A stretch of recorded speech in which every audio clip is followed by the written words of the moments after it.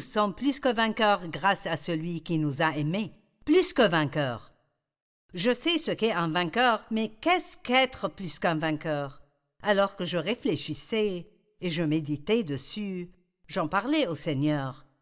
Qu'est-ce que être plus qu'un vainqueur? Il a mis sur mon cœur que être plus qu'un vainqueur signifie que vous savez que vous avez la victoire avant même d'avoir le problème. Wow!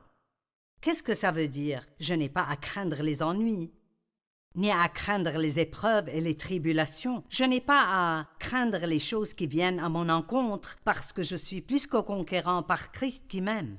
Parce que Jésus m'aime, je sais qu'il prendra soin de moi. Peu importe ce qui se passe dans votre vie, vous serez vainqueur si vous gardez les yeux sur Jésus et vous lui faites confiance dans votre situation. Un excellent exemple dans Marc 4.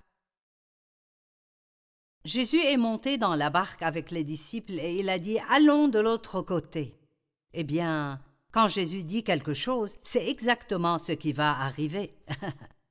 Il y a un début, il y a une fin, mais il y a aussi le milieu. Et si vous ne pouvez pas traverser le milieu, vous n'arriverez jamais à la fin. Et tant de gens ont un bon départ. C'est facile de commencer, c'est revigorant. Tout le monde vous encourage et vous êtes plein de zèle et d'entrain. Et quand vous arrivez au milieu, et c'est très long, et votre voyage est beaucoup plus long et plus difficile que vous ne le pensiez, et tous les gens arrêtent de vous encourager, c'est là que vous vous découvrirez.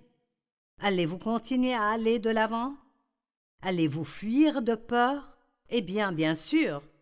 Ils sont tous montés dans le bateau, et une tempête semblable à un ouragan est survenue. Cette tempête n'était pas dans les prévisions comme toutes les tempêtes qui surviennent dans notre vie. Vous savez, je ne sais pas ce qui va m'arriver demain. Je m'attends à ce que ce soit bon. Mais c'est si réconfortant de savoir que je m'attends à ce que ce soit bon, mais même si ce n'est pas le cas, je sais qu'avec l'aide de Dieu, je peux y faire face car je suis plus que vainqueur par Christ. Maintenant, ça ne me fait pas plaisir. Mais je sais que je peux trouver un chemin à travers lui pour le laisser m'aider à résoudre le problème et continuer à me réjouir de ma vie.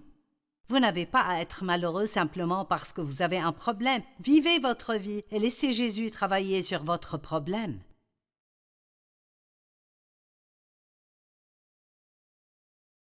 Cela vaut la peine d'être dit de nouveau. Vous n'avez pas à être misérable si vous avez un problème.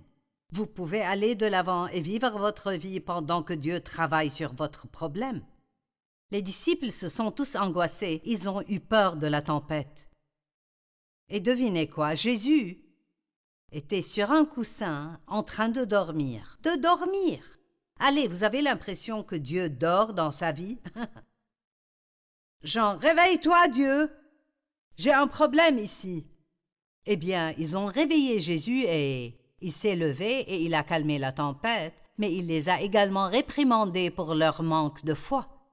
Et qu'est-ce qui s'est passé ensuite? J'aime ceci. Le chapitre 5:1 dit « Ils sont arrivés de l'autre côté ». Je peux voir toute cette situation et elle s'est déroulée tellement de fois dans ma vie.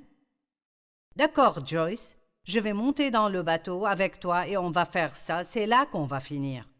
Et puis tout d'un coup, une tempête après l'autre, après l'autre, après l'autre. Mais à chaque fois que je suis restée avec Dieu et que j'ai continué à y croire, nous sommes toujours passés de l'autre côté. Et je pense que beaucoup d'entre vous, vous n'êtes pas très loin de l'autre côté. Alors, ne jetez pas l'éponge maintenant.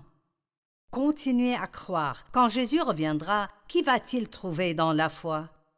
Et qui va-t-il trouver libre de la peur et des passions agitantes?